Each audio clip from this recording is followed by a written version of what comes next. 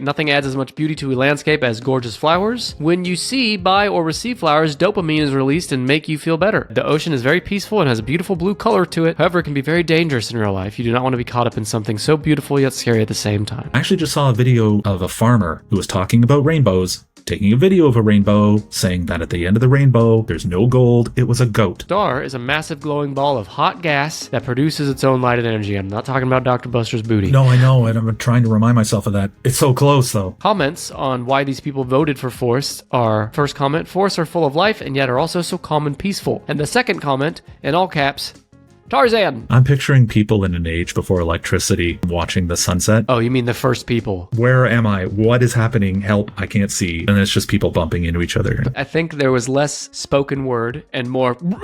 Yeah, that's true. The only thing more beautiful than a sunrise is a new episode of 10ish Podcast, and I'm joined now by a real butterface, host of history's most dangerous podcast, Doomsday, and that's Brad Choma. Brad, how's that butterface treating you? You remember what butterface means, right? Yeah, everything but my face. Yeah, it means your body's rocking, though. So, I mean, it's a compliment in some ways. Thank you. Well, I did wear my bathing suit for you today. Yes, for those watching us on our YouTube channel, Brad is completely topless at the moment. And I didn't expect such a large bra size or cup size for those breasts. I do what I can. I want to impress. I want to be on the show more often, and I feel like sometimes this might be the only way. What, to come on topless? Yes, exactly. Well, not topless, but top full, top heavy. You know, you're always coming on my show. When am I going to come on your show? One of these days, we need to just do your show, and it's just me talking with no context, and I pretend I'm Brad and see how it goes. We should actually swap shows someday. I would love to pick on someone. I'd love to pick on Alex or just anybody. That would be great. And you can muddle your way through mine, and I'll add all the effects and the music, and you have to write the script. Because otherwise, yeah, there's that too. But otherwise, I think the way it works is that your town is destroyed most likely by a tornado, I'm guessing, and then I get to do that town, and then talk about how, fan of the show, Nick Emel, and then the church bell sound. Well, and then I explain. Fan of the show. I mean, I'm aware of the show. Mega fan. The show exists in my universe. Uber fan?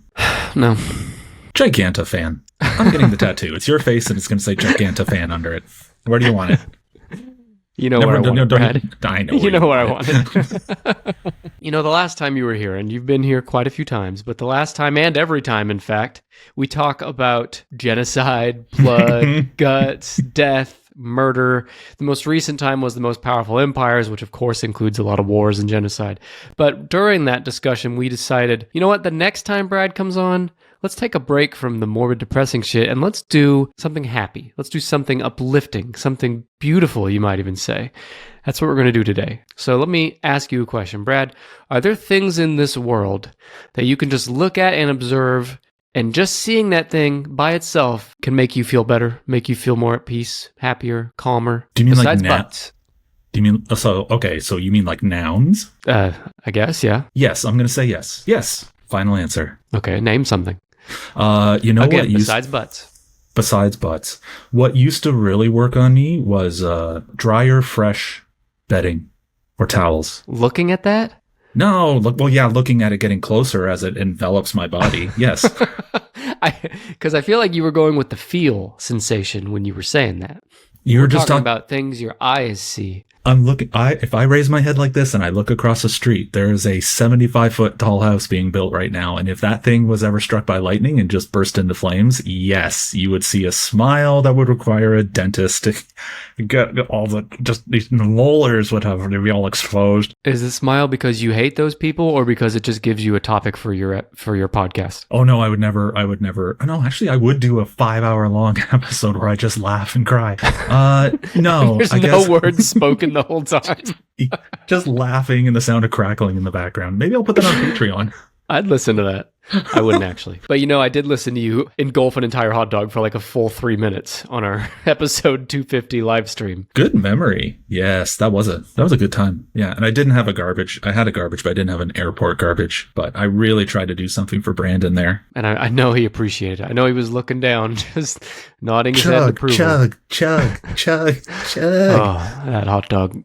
the noises. Okay, we're not going to talk about that. I said we're going to talk about happy shit, not torturous, demented shit like your hot dog consumption. But things that I can see with my eyes. These are the top 10 things that people around the world say are the most beautiful things the world has to offer. Damn, this is really off topic. All right, I'm in. I have not quite figured out how I'm going to title this episode, but another way to say it is the most beautiful sights in nature. What does the world naturally provide us that brings people joy, that people voted and said these are the most beautiful things in the world? That's what you're guessing.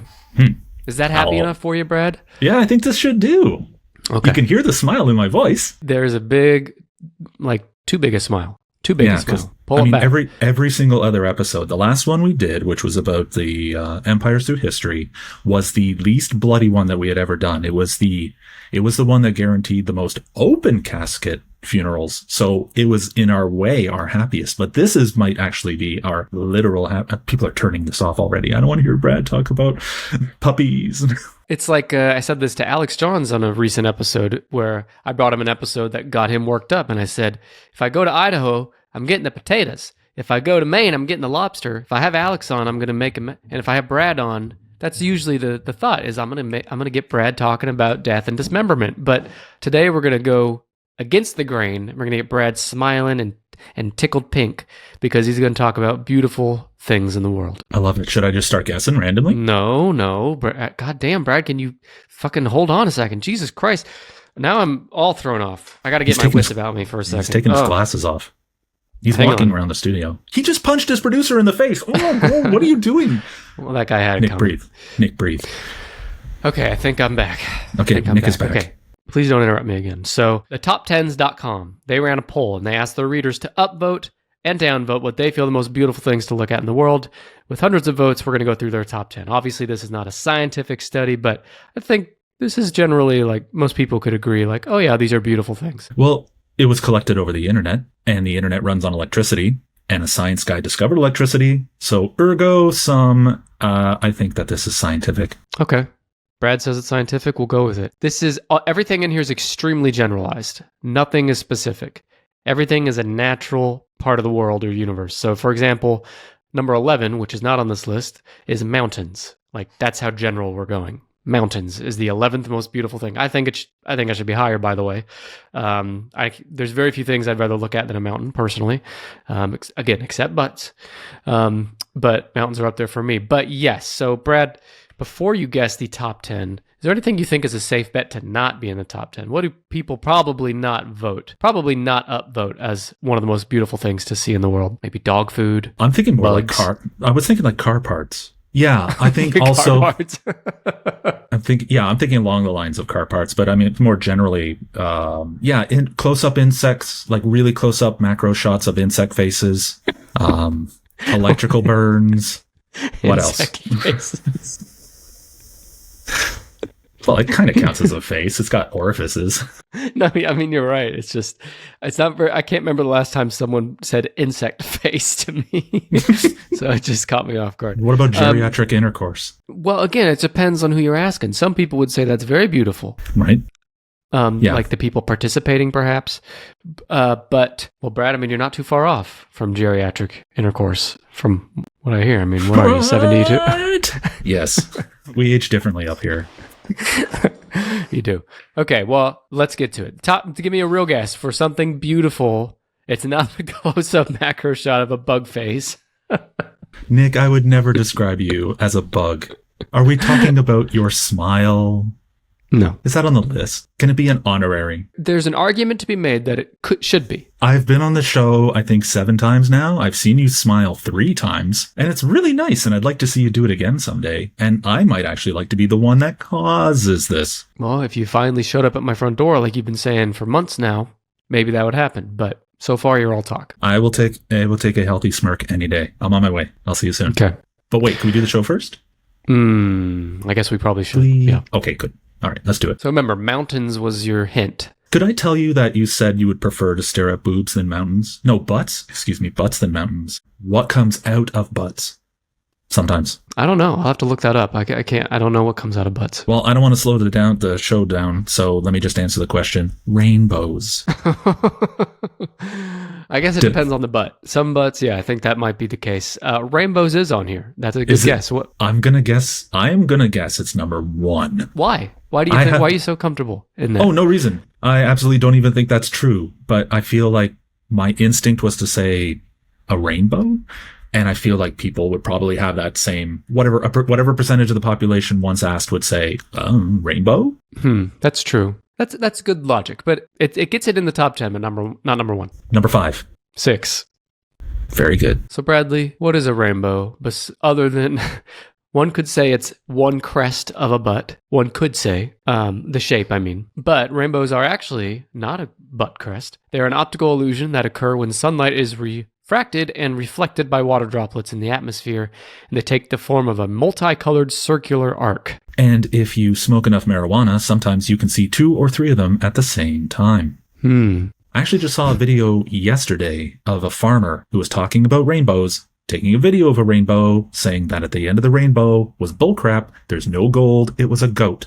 And he zoomed in on the video, and sure enough, the rainbow seemed to end in his field on a goat. Well, did he go check? Maybe the goat had a pot of gold. No, those videos always kind of turn off real quick so that they can get the loops in, because they're really just into it for the numbers.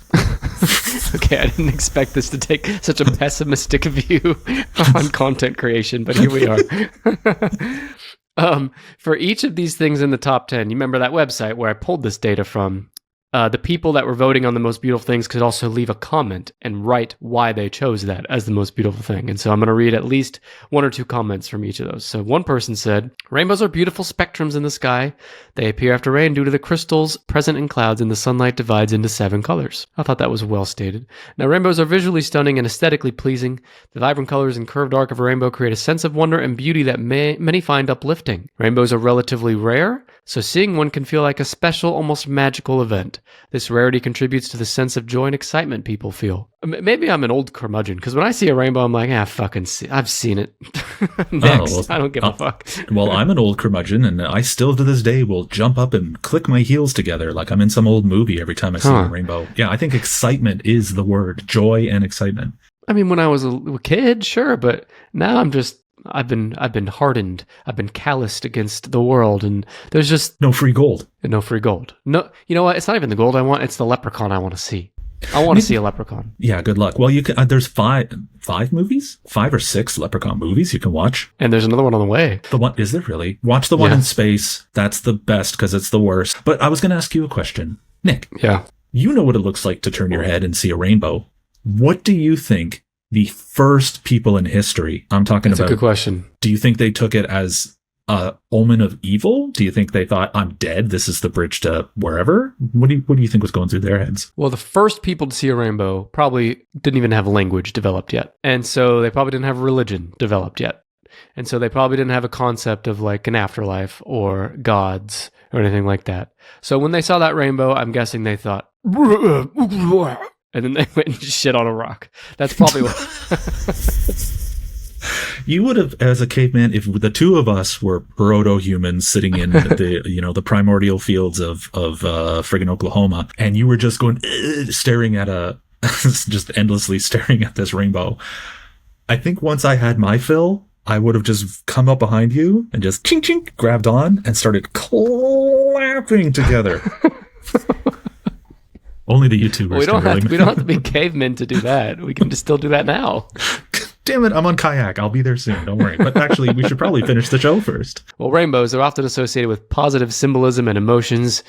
Yeah, if you're a nerd. And they are seen as symbols of hope, peace, and transformation, which can lift people's moods. And they all kind of on the line with what we were saying a minute ago. They occur frequently in mythology and have been used in the arts. And the first literary occurrence of a rainbow is where, Brad? Journey into Mystery number 310, the Book of Genesis, Asgardian Bridge. Chapter 9. As part of the flood story of Noah, where it is a sign of God's covenant to never destroy all life on earth with a global flood again. Wasn't that nice of God? And in Norse mythology, Go ahead. No, I was just going to ask if you're just sitting there treading water in the Great Flood while everything's being destroyed, and then God sends a rainbow in the middle of it. Da-da-da-da. And then you're like, God, I've seen rainbows before. This ain't no big fucking thing. Like, well, how about just bringing back to life all of my friends and family? How about that? That's a good one. What about a solid rainbow that I could, I don't know, get out of the flood on? They were on the ark already. They didn't need to get on the rainbow. No, but we're heathens, so we probably didn't get an invite. Yeah. And even if you got an invite, you wouldn't get a +1. And I wouldn't tell anyone if I had a +1 because I want to put my feet up. Well, luckily we were not alive during this fake event that never happened, so we don't have to worry about it. All right, hypothetically okay then. But it's also Norse mythology. The Rainbow Bridge, Bifrost, I'm probably saying that wrong, connects the world of men and the realm of the gods, or Asgard. Yeah, it's the one that Hulk punched out that giant dog beast on in that third Thor movie. I'll take your word for it. Didn't see it. All right, well, then you're going to have to take my word for it because you don't see enough films. I see plenty of films, but I'm choosy about the films I watch. But we're not going to go down an Avengers rabbit hole. I refuse. So you have rainbows at number 6. What other pretty thing do people like to stare at? I kind of see the problem is rainbows are moisture-based. And I think a lot of moisture-based things people look at and say, whoa. So for my second guess, I'm going to say, I'll go big, waterfalls. That's a great guess. No. Another thing I just thought of, it's not on the list, but like thunderstorms. Those can be scary, but if you're watching it from afar, they can be very beautiful. Mesmerizing, yeah. So there is something with water, a lot of water on this list. Oh, and it's not floods. No. So I'm going to get, is it the lapping of waves against the ocean shore? Something, along those lines. I'll give you it. It's just ocean. Just looking at the ocean. So, Brad, in your opinion, is viewing the ocean or viewing a rainbow, which one of those is more pleasant for you? For me, the ocean. It's more attainable. I would put ocean at like maybe number 1 but what I'm guessing is that on the list, it probably did better than rainbows, but it didn't get to number 1. You're half right. All right, then I'm going with 3. It's 9. You should really be better about knowing what's on my list. I guess I should. I'm sorry, everyone listening. This is all my bad. This is embarrassing. Well, the ocean is a body of salt water that covers approximately 71% of Earth, and the ocean contains 97% of all of Earth's water and is the primary component of Earth's hydrosphere. Thus, the ocean is essential to life on Earth. Now, one of the comments on the Top 10's website said, the ocean is very peaceful and has a beautiful blue color to it. However, it can be very dangerous in real life. You do not want to be caught up in something so beautiful yet scary at the same time. I thought that was interesting that something so beautiful, something that brings us so much inner peace and calm and is also essential to life, is also hugely dangerous under certain conditions. Yeah, that's true. Well, I mean, when you think about if you said, draw me a picture of how beautiful the ocean is, people are going to draw, the shore, then they're going to draw the surf and then maybe some waves and stuff, but they never draw a kraken smashing 2 boats together. No. Or a person dying in a wave, and a water spout full of a water spout full of sharks and partially eaten bodies. Yeah. The ocean brings so much devastation over all of history, but we love to look at it. We love to hear it. We love to be near it. You just don't want to hear it racing down our streets and flooding into our homes. It's just interesting. It's probably the best example on this list of like 2 sides of a coin, like beautiful, peaceful, calm, and deadly, devastating. The funny thing about even saying that is I've spent some time at the ocean and I've quite enjoyed myself. I like it. I don't even mind all the salt that blows up your nose and your brain. In Canada, you can't even get fucking in it because it's like 10 degrees all year round. But in Canada, you can't even get into it because now it's full of sharks. The entire coast, all the way up into Canada, of all of America, is freaking coated with sharks. Why is that? Well, I know the water's getting warmer, the food supply are kind of following the water, the heat, and it just draws them up, and more people are going into the ocean every year, so it's more people jumping into the shark's house.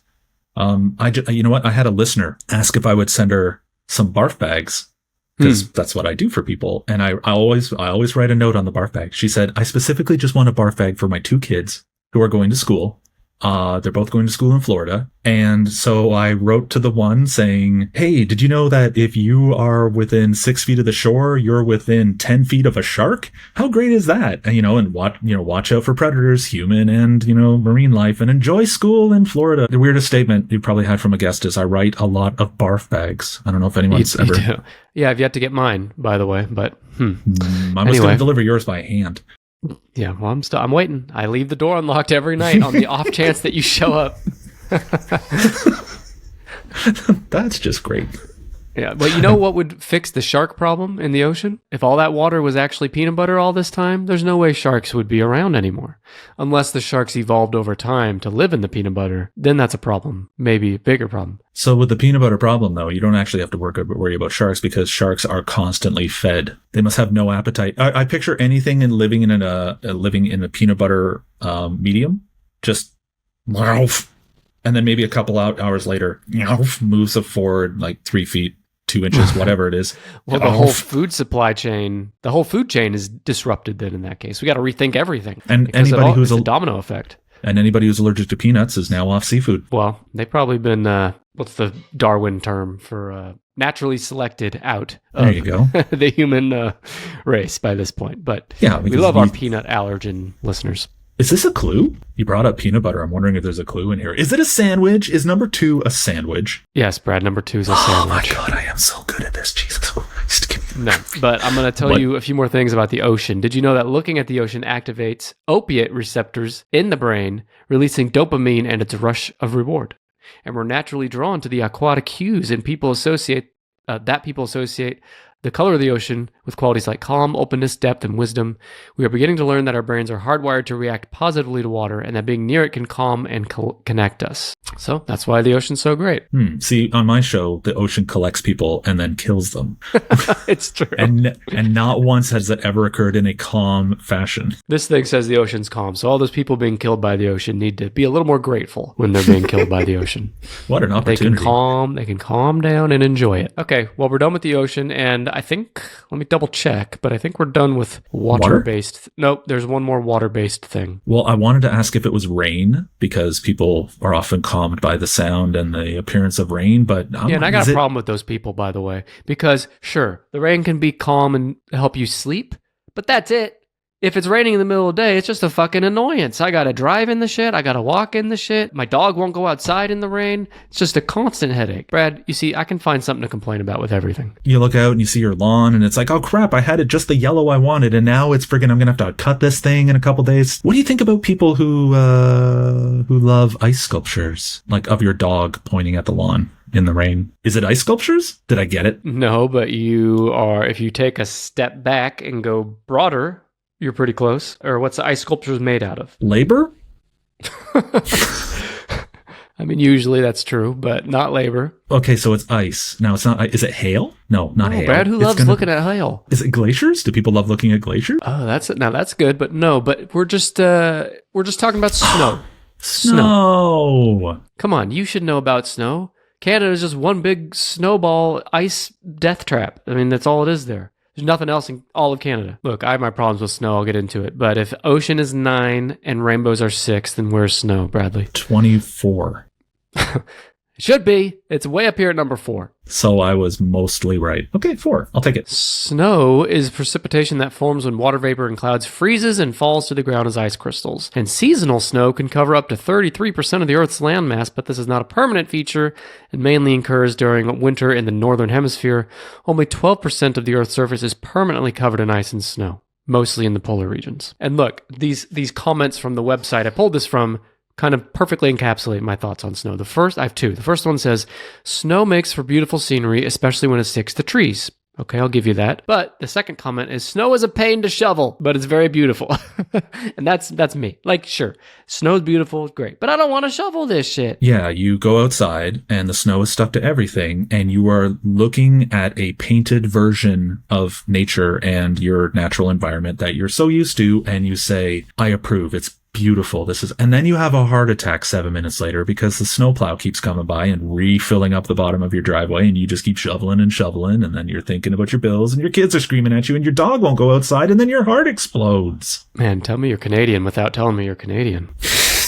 We got ways. We know a thing or two about snow. What do you think about snow, Brad? You know what is really odd? I would actually miss it if I didn't have snow anymore. I kind of like it. I don't mind having I do not mind living in a place that has 4 seasons. And I understand we're going to get an awful lot of snow this year, but I'm pro snow. How's that? I like looking at snow. I agree it's beautiful to look at. But on the whole, on balance, not for me. It just causes too many issues. So if I show up at your house... Really, house... ice is what I hate. Go ahead. Okay, so that's a problem. See, so if I come to your house with a cooler, with a snowball that I made 6 years ago, that I've just been waiting because I haven't found a really good price on a flight, and I show up and I say, actually, I don't even know what I would say. I'd probably just say, Nick, hold your eyes wide open for me, would you, buddy? And then you'd probably put your fingers all over your eyes, and then I would throw a snowball at your unblinking eyes as hard as I could. Or I'd break it in half and throw one at you. Why are you doing this? Because you love snow. Oh, okay. You love looking at it. You might have misunderstood the last 10 minutes of this episode. I may have not been paying a lot of attention. Confused. I might be a little confused. If you did that, the door would no longer be unlocked every night. It'd be locked. You wouldn't be welcome here anymore. But I'd be on the inside. I don't know where I'm going to get more snow, but I mean, now we're just in this together. We're like Homer and Mr. Burns in the cabin in that one episode. Okay. So snow can be beautiful to look at and can make the surrounding landscape look more visible. It's highly reflective, makes the surroundings brighter. Snow can engage all 5 senses. It's easy on the eyes, can be felt. It's easy on the eyes. Tell that to the people in the plane crash in the Andes, was it? Where they went like snowblind and shit. Yeah. Snow is infrequent, which can trigger nostalgic memories of childhood fun and holidays. So those are all reasons people like snow. I guess I just ignore when it fucking kills you in your car, but go ahead. So it just occurred to me in you saying that people like snow for the same reason that people like sniffing gasoline. The not childhood nostalgia? The chemicals in the gasoline, it is childhood nostalgia because the chemicals in the gasoline that you smell, even though they're rotting your brain, remind you unconsciously of road trips and times that you had going to places that were fun, like movies or roller skating or whatever it was, where you had to stop and get gas first. You smell that smell and it sticks with you for life. And so when you smell gasoline, you actually subconsciously have a kind of a connection to memories that you're not even aware of happier times. I think the scent works that way a lot with humans. Scent is like the sense that we're like least in tune with, I feel like. Sense, yeah, probably. Because we're always very aware of what we hear and see and touch, but what we smell sometimes is more kind of in the background of our consciousness. Smell's also the weirdest sense because when you see something you like, hey, look at this. When you hear something you like, hey, listen to this. When you smell something you like, you just sit there and smell it. When you smell something you hate, there's nothing that can stop you from trying to make other people smell it. The worse it is, the more they seriously smell this. You've got to smell my armpit right now. I got to stick you in a room with Dr. Buster one of these days, and then you'll get a real test for olfactory happiness. Oh no. Well, you mentioned how the smell of gasoline can subconsciously trigger nostalgic memories for you. What if I've never had a happy memory in my entire life? Oh yeah, what if your parents poured gas on you as a kid? Believe me, I was thinking these things as the words were coming out of my mouth, but I chose not to say them because this is a happy episode. You're right. What am I doing? All right, speaking of happy, what's another happy thing people like to observe with their eyeballs? I'm going to go with puppies. Okay, I'll give you that. It's animals. Everything, we're going broad. Animals. Rap. So I've only got number? 3. I've got 3 out of 10. And animals basically are going to take up, animals as a bucket are going to take up my next 75 guesses, where I individually go through every, damn it. And you can still do that. It'll just be a really long, boring episode. I'm going to say animals are number 2. 7. Come on now. I'd put them higher too. I don't agree with a lot of this list. In fact, I don't agree with number 1 either. But we'll get to that. So animals are number 7. Now, why we like to look at it, here's a comment on the website. They're wonders of nature and precious. Plus, we need to take care of them. It was reported that if we don't change back man-made climate change and pollution in the next 18 months, it'll be irreversible and our fault. So I guess they kind of segued into a climate change message. Could I just make a point about climate change? So, as you know, I've been alive for over 210 years now. This idea that, listen, folks, come on, bucko, get it together, or in 18 months, everything is dead. I have heard that since I was 10. And it's always they keep kicking the goalpost back and kicking the goalpost back. And nothing ever dies, even though we're all aware that thousands of species actually perish and are never to be discovered by humanity every single day. Okay. Oh! You went both sides on that. You started with, hey, it's not actually as bad as everyone's saying. And then you ended with, no, it's actually fucking terrible. So I actually don't know where you stand anymore. They basically make it sound like everybody get on the boat leaving the planet, by next August, or, that's it. And It doesn't work that way. Something happens and, somebody puts out an album or farts on TV and then we forget about it. And then somebody, blows a whistle 18 months later saying, okay, 18 months from now, good luck walking outside without being lasered into a different color. Well, Brad, when we're living in the hellscape apocalypse of what's left of this earth in 18 months, I want you to apologize to all of our listeners. And they won't have internet anymore to listen to us, so you'll just have to yell as loud as you can from wherever you're standing. I was wrong! That one episode of Tennis Podcast, I'm sorry. I just have to yell. I want to read you one more comment from that website. It says, this is their reason for upvoting animals. I love animals and bunnies. I mean, 2 bunnies live in my yard. Okay. Thank you for that. All right, that checks. All right, so keeping animals as pets is an important thing. Keeping pets is a habit that goes way back into our hunter-gatherer past and has played an important part in our evolution. Additionally, interactions with animals are a proven mood booster and a stress reducer. People with pets tend to have greater self-esteem and overall well-being. And as for wildlife encounters, those are exhilarating and pleasurable. Oh, baby. Depends on the wildlife, I guess. We carry these feelings with us as memories to cherish for a lifetime, which in turn keeps us coming back for more. Are they talking about sex workers or animals or animal sex workers? Up for debate, up for interpretation. I don't think we'll ever know the answer. It just took a turn. It felt like that was a slippery slope into animal husbandry. I don't know. Okay. Well, for more on the animals that humans love most, listen to episode number 179 from our archives, where we talked about the most beloved animals. So that's it for animals, Brad. Real quick, what's your favorite animal? Oh, you know what? It's going to be my dog, Bob.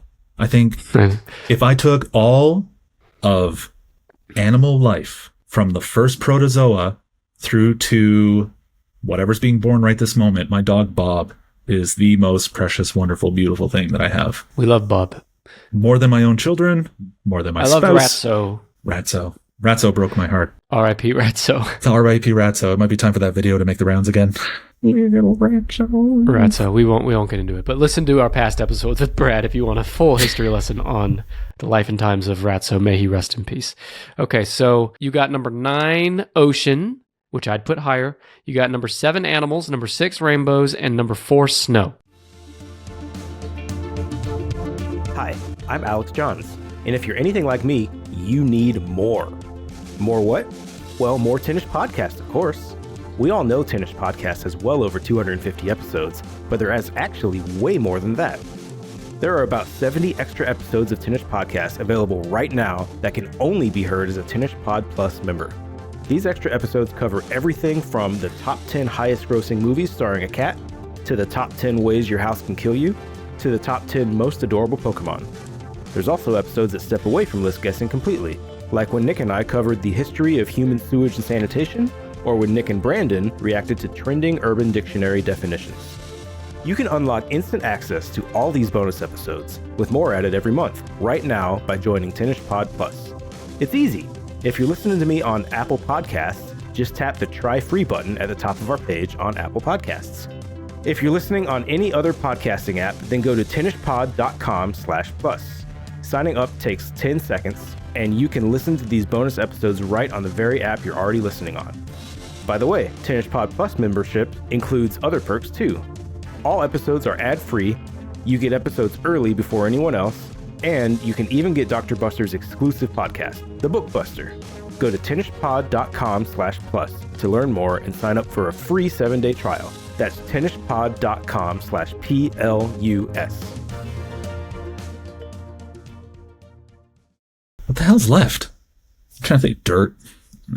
Trees? probably not dirt. Look at the dirt.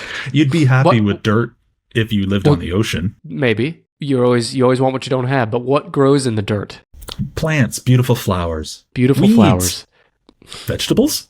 Well, have I gone weeds too far? Isn't on Trees? here. Vegetables aren't on here. Trees are kind of on here. We'll get to them later, but we were Forests? looking for flowers. We're looking for flowers first. Those are just What small number trees. is flowers? Partial credit. Flowers, I'm going with number 3. 5. You and that number 3 just you can't stop yourself from guessing 3. What is 3, by the way? Let me remind myself. Oh, 3's kind of, yeah. All right, flowers Give me- are... I was going to say, give me a clue, even a bad clue about number 3. Okay, I will after I tell you about flower. Flower is a part of the plant that blossoms. One of the comments say, nothing adds as much beauty to a landscape as gorgeous flowers. They might have meant besides butts. They didn't specify, but that would be my guess. When you see, buy, or receive flowers, dopamine is released and make you feel better. It also evokes the feeling that something special is on your way. The fragrance of flowers can trigger the release of oxytocin, which is often called the bonding hormone, and can create a sense of love and romance. Flowers have long been appreciated for their beauty and pleasant scents, and also hold cultural significance as religious, ritual, or symbolic objects, or sources of medicine and food. And around the world, people use flowers to mark important events such as new births, weddings, gifts of remembrance, and more. And lastly, flowers have been used since prehistoric times in funeral rituals. So flowers, they're the shit. They're the shit, man. Humans love them. Is there a fucking bird in your house? Yeah, there's a bird in my house. It got in. It's snowing and the bird took off. Just like, I'm out of season. I didn't go south. Like, Is it really snowing there? Can I ask a question? Are birds on the list? Birds are animals, Brad. God damn it, birds. All right, fair enough. What were we saying?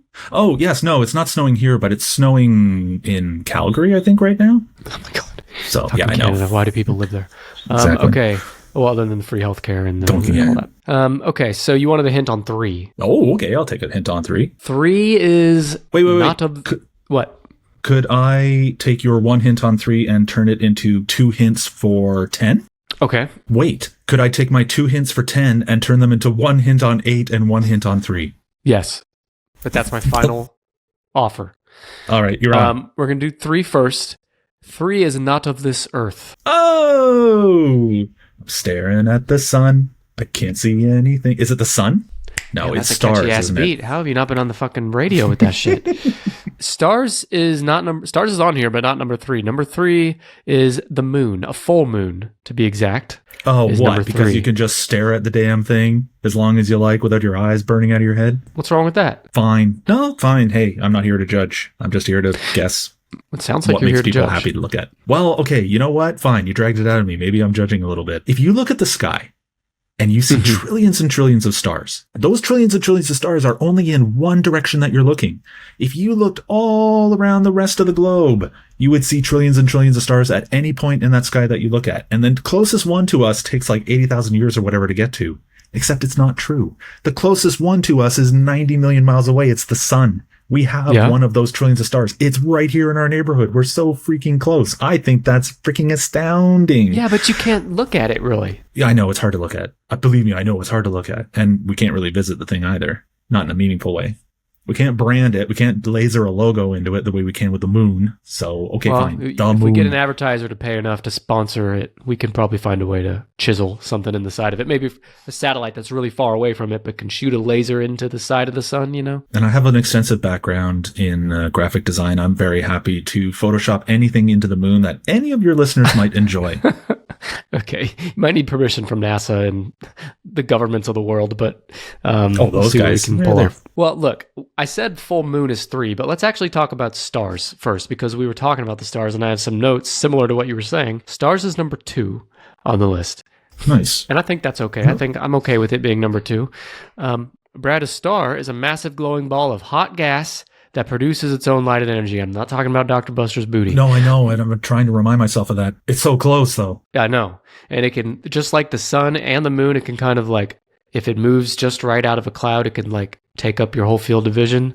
Same thing with the booty. Now, the nearest star to Earth is the sun, and many other stars are visible to the naked eye at night. Their immense distances from Earth make them appear as fixed points of light. One of the comments on the site says, "It's so beautiful looking at the night sky when you're away from the city. I've stayed up past midnight to watch the stars, and it is always so peaceful." Someone else said, "Stars are like jewels in the night sky. The crazy thing is that the light given off from these stars could be hundreds or even thousands of years old," which is always fascinating. Although that comment said hundreds or thousands, but the next note I have says that they could actually be millions or trillions of years old. So the stars you're seeing in the sky are actually up to trillions of years old.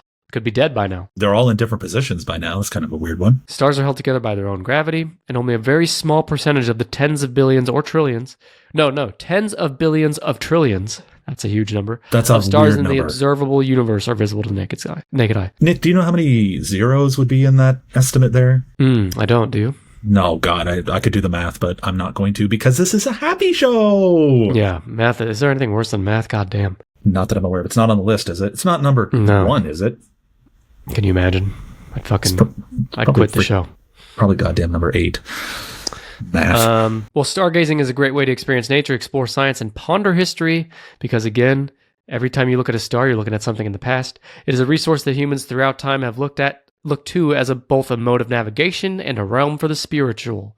Constellations and stars have inspired stories and insights across countless cultures over many centuries. That's the stars at number 2. Nice. But we talked about the moon, which is number 3. So a That full is also moon true. is a lunar phase that occurs when the moon appears as a complete circle in the sky with the entire side facing Earth illuminated by the sun. And the comment on that website says, I wish I were a wolf so I could howl at the full moon at night with the beautiful stars and cool, dark blue sky. You ever wish you were a wolf just so you could howl at the moon, Brad? No, that's not even how that works. You go outside and you say, oh my God, that's beautiful. And then now you howl as your fingers extend and your bones crack and your teeth grow and you turn into a werewolf. Or if you're clever, you'll run back inside and now you're kind of stuck as a mid-transformation werewolf. I have a couple friends that look like mid-transformation werewolves. Yeah, me too. I think you might be. Have you met my ex-wife? No. I thought she was a partially hairless Sasquatch.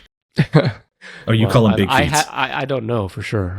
There's some theories. But the thing about howling at the moon, you don't have to be a wolf to do that, or a werewolf. You can just go outside and be a person and howl at the moon. So you don't need to wish to be a wolf just to howl at the moon. Just go howl at it. That's a really good point. I'm full of those. I finally learned something on this show. Let me write this down. My ex-wife also said I was full of good points. Now, the full moon is considered the most striking lunar phase because it reflects Brad is literally writing this down on a piece of paper because he's old. Yell at because it reflects moon. the most sunlight toward Thursday, 8:30 p.m. It's not Thursday or 8:30 p.m. No, I'm just trying to get ahead. Oh, the next full moon. I'm working ahead, yeah. The full moon has long been associated with mysterious powers and spiritual significance, and moonlight exposure is thought to relieve anxiety and stress by prompting the natural release of melatonin. And full moons are traditionally associated with insomnia, insanity, hence the terms lunacy and lunatic, and various magical phenomena such as lycanthropy. Psychologists, however, have found that there is no strong evidence for effects on human behavior around the time of a full moon.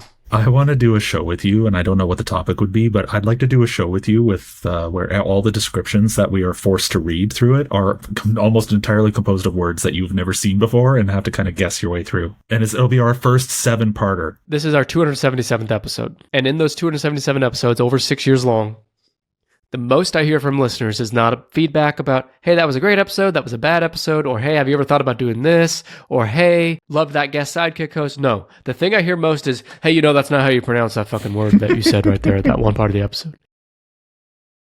I'm sorry, what do you want from me? Blame the Oklahoma education system. I do.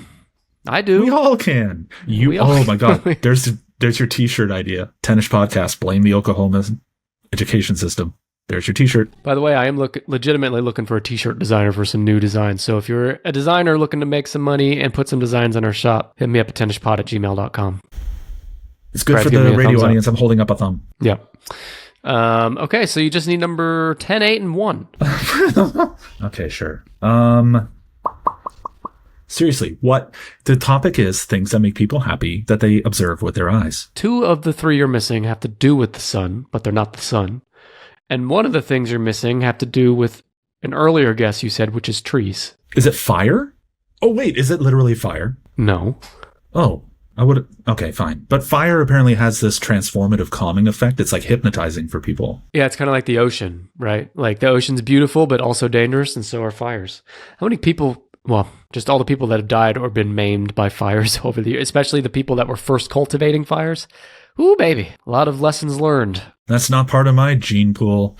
Whatever that was. Poor fellas. Imagine how cool you'd look running around a completely electricity-free proto-world with just flames shooting out of your back and arms. People would think you were a phoenix or something. If you were to do that, if you were to run around with flames shooting out of your arms, through this part of the world, you might start a blank fire. Is it forest fires? Forest. Do people love forest fires? I thought we did forests. You mentioned it and then we got distracted. So we're coming back to it. We settled on flowers. Well, I didn't settle on flowers. The list, the research, the data settled on flowers. But forest, do you think it's number 10, 8, or 1? I'm going with 8. You got one for once. For once, like ever. Not just today, but ever. Okay, here's me dropping my pencil. Dance. Yeah. And thanks for listening, everyone. Thanks for listening. We'll see you next time. Listen to Doomsday, History's Most Dangerous Podcast. Okay, forests is number 8, and forests account for 75% of the gross primary production of the Earth's biosphere and contain 80% of the Earth's plant biomass. Comments on why these people voted for forests are: first comment, forests are full of life and yet are also so calm and peaceful. And the second comment, in all caps, Tarzan. Okay. All right. Brad's eyes just shifted to the left as he... Well, I'm doing the math in my head. You wouldn't call there is no math. You wouldn't call a Brazil nut in Brazil, but if you were in the jungle, you would say a forested canopy. I think you'd say... I'm going to say that some people would say the jungle is technically forest and would label it as such. So, okay. Partial credit. Oh, you wouldn't even... See, I didn't even consider that Tarzan lived in the jungle, not the forest, but... Maybe the jungle is a type of forest, you're saying? I think the rainforest is a jungle, right?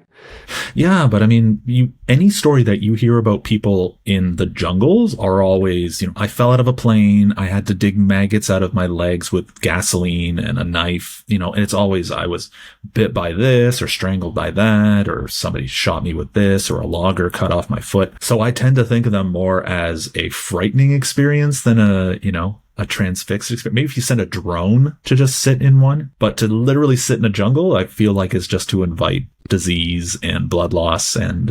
Well, jungle's not on the list, Brad. It's forests. It's forests. And those are full of squirrels and nuts. And to bring this all back home, why this person wrote Tarzan for their reason is a question mark. We'll never know. Spending time around trees and looking at trees reduces stress, Brad. I could use a tree right now. In fact, it lowers blood pressure and improves mood. Again, get me a tree, quick.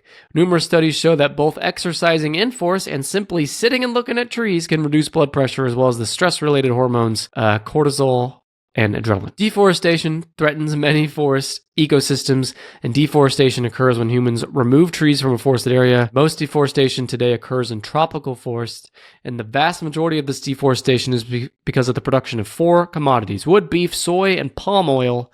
And over the last 2,000 years, the area of land covered by forest, at least in Europe, has been, I don't know why it's just Europe in this stat, but that's what I got. The forest in Europe has went from 80% to 34% of land covered in forest. So is this where you tell me, ever since I was 10 years old, they've been saying the forest is being deforested, blah, blah, blah, blah, blah. Is that where you... I literally did the whole thing in my head where I was doing and then finished it up by saying, no, don't even bother, because this is a happy episode. Keep it to yourself. Yeah.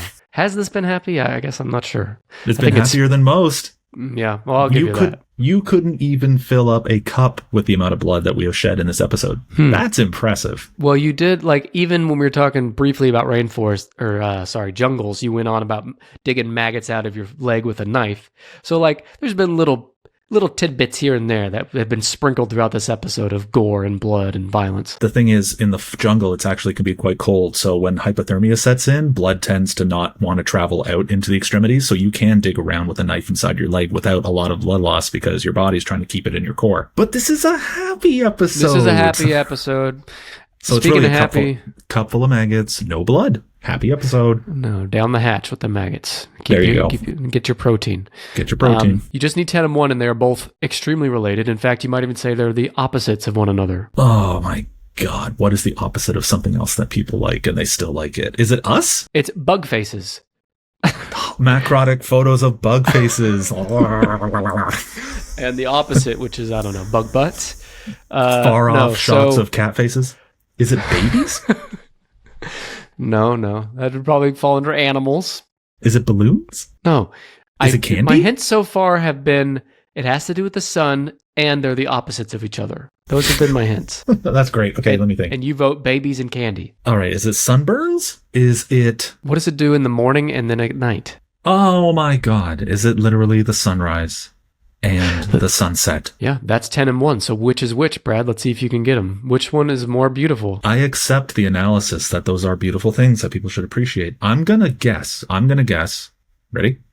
that number 10 is sunrise and that number 1 is sunset. And the reason that I say that is because a lot of people sleep through the sunrise. How did I do? But when you are up, it's beautiful. And the sun's already up. Yeah, if you're already up and you're staring at it. I don't see the sunrise until about 11:30 in the morning because of the house across the street from me now. But I think a lot of people are in that, oh, the sun is up, it's time to start rolling. Yeah, well, that's baked into our DNA, actually, as humans. So then tell me if I'm wrong. Am I wrong? You are wrong about being wrong because you are right. Sunrise is number 10. Sunset is number 1. So let's start with 10, which is sunrise. The sunrise, also called sunup, is the moment when the upper rim of the sun appears on the horizon in the morning. The sun appears to rise above the horizon and circle the earth, but it is actually the earth that is rotating with the sun remaining fixed. This effect results from the fact that that an observer on Earth is in a rotating reference frame. Comments on why they upvoted. First one, dawn is the most peaceful time of day. It has the same colors as the sunset, but with prettier reds, oranges, and yellows. The birds start to chirp, roosters crow, and the only humans that are up are the morning people. Yeah, sounds right. Yeah, that sounds right. The next comment is, as pretty as it is, you have to be up early to see it. So kind of what you were saying. Laziness for the win. Double point from Brad at the camera. Watching the sunrise can improve mood, reduce inflammation. That's interesting. I would not have known that. And it also boosts the immune system. You're already all spazzed out. The sun hasn't even risen. Gotta calm down. Right? Thank God, here comes the sun. Those are for the people that have been up all night. Yeah, exactly. I can finally relax. 1 in the morning, yeah. The vibrant colors of sunrises trigger the release of dopamine, and sunrises represent a new day, new possibilities, and new challenges. And lack of sleep, but we won't get to that. And then the sunset is all the way up here at number 1. And sunset is the time when the sun appears to sink below the horizon and the atmospheric effects that accompany it.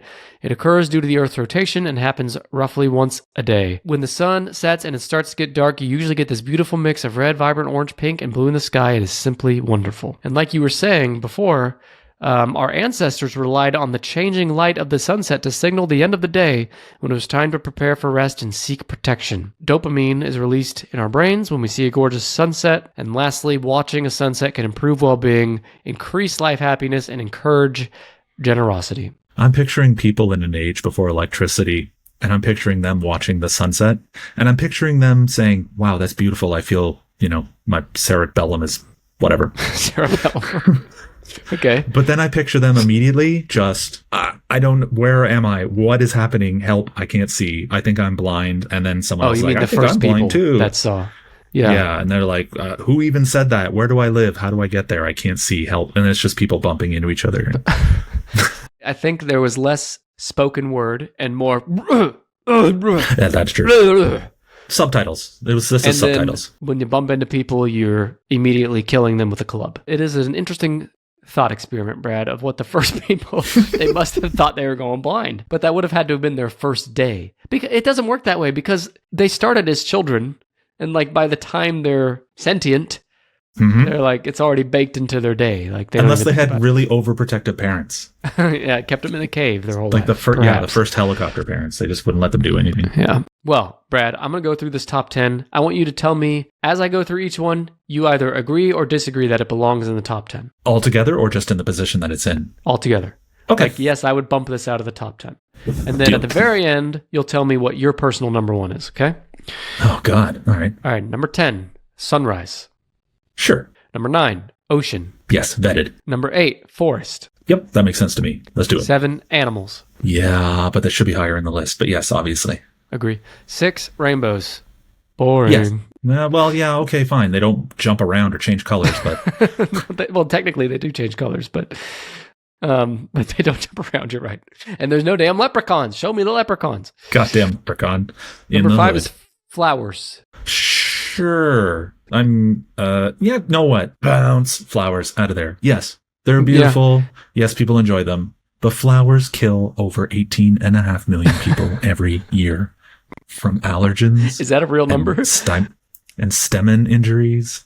Yes. Actually, I need to confirm. Well, the ocean kills people too every year. Yes, it does. But you know what? Have you met people watching a person way out in the ocean doing that languid wave? Help me. And then eventually that wave stops. Not for me. And certainly not for you. And certainly not for your listenership. But there are people out there, let's call it 80% of people, would just be like, Oof. Oh, thank God, that's so quiet. So, yes, sometimes the ocean eats people. It is the shark's house. Yeah. Sometimes it wants to preserve them in a salty brine and then hand them off to a whale or a giant squid. I don't think the shark's handing off food. I don't think that's how sharks operate. I thought like the ocean. Here, I bring unto you a bounty of stuff to chew on. Yeah, well, there's no shortage of shit to chew on, that's for sure, in the ocean. So far it sounds like we're bumping just flowers out of the top 10. Okay. Yeah, no Everything offense else to flowers. is in so far. Yes. Yeah, like there's no way flowers are prettier than a mountain, to me. And a mountain is not in the top 10. Mountains are majestic and hypnotic. Yeah, I would put like mountains or fire, but probably not fire because people just don't consciously think, oh yeah, fire is really cool to watch. It doesn't occur to them until they're actually watching the house across the street from their house actively aflame as a wall of fire burning down. And they can't stop smiling and singing and laughing. Oh. Yeah, again, you're talking about smiling for arson. Okay. I would also bump 4 out. Curious if you would, and that is snow. Yeah, I'm keeping snow. Okay. Yeah, I agree. 3 is full moon. Gone. It's out of there. Okay, get it out. I think so. It's beautiful and it's wonderful and it does inspire and it is people's muse. And, you know, for as long as people have been able to communicate, people have cited the moon as the thing that inspired whatever creative output they were trying to do. But I like it, but it's not like the thing that I'm just going to grab a chair and stare at the moon to make myself happy. I'm with you. But I would do that for number 2, which is stars. Yeah, exactly. Yeah, if you live in an area that has less light pollution, I'm sure it's freaking amazing. If you ever took a cruise out in the middle of the ocean on a not well-lit boat, I assume that you would see parts of the Milky Way that would just blow your mind. Oh, so, yeah, stars. Okay, number 1, sunsets. Yeah, I'm giving you sunsets. Absolutely. I think sunsets on here. I don't think it's number 1, though, for me. I was going to say not for me either. What was your reason for it not being number 1? I think I think it belongs like top 3 or 4 for sure. But I think my number 1 is between ocean and stars. And I would also put mountain in there. But so ocean, stars, mountain, and then sunset probably for me. I also agree. Sunset would not be my number 1. And I think of it because I think of the very first humans to ever see a sunset. And they're like, it's gone. It's not coming back. And they just spend the rest of the night defecating and screaming and clubbing each other.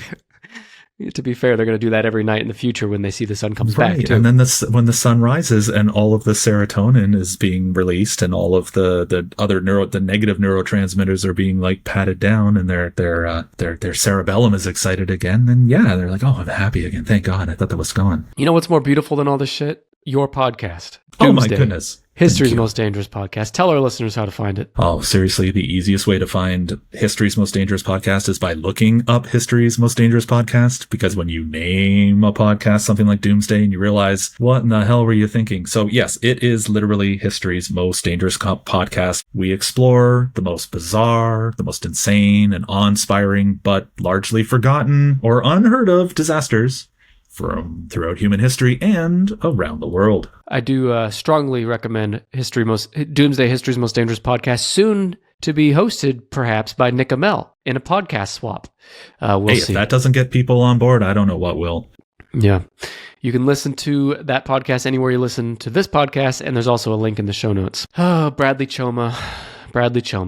Well, it's as we record this, evening is among us. It's almost time for sunset and a night of stargazing. Yeah, I'm going to go outside and stand in the snowbank and just stare up and say, okay, stars versus moon. Freaking wow me. Let's go. Yeah. And then you can howl. Why not howl at the stars? Why does only the moon get howled at? Why can't we howl at the stars? I can't wait to talk to a police officer. Yes, the stars. It was from a podcast. Yes, I was howling. Yes, 3 people called. Yes, I'm guilty. No, I don't want to go with you. That's pretty much how that would work, I think. Okay, Brad, thank you so much for being here. And listener, thank you for listening. Please let me know what you think the most beautiful thing in nature is. You can comment directly on this post if you're listening on Spotify, or you can hit me up on social media at TennishPod. And last but not least, if you're listening to us now ad-free on TennishPod Plus, you can also let me know what you thought of this episode on our private Discord channel as a TennishPod Plus member. So, Brad, any last words? I love you, Nick. I'm going to see you soon. I'll leave my door unlocked. It's unlocked every night. So I like it. Actually, would you mind just unlocking some windows? Don't tell me which ones. Okay, make it kind of a challenge for you. I will do that. Thank you. See you next time.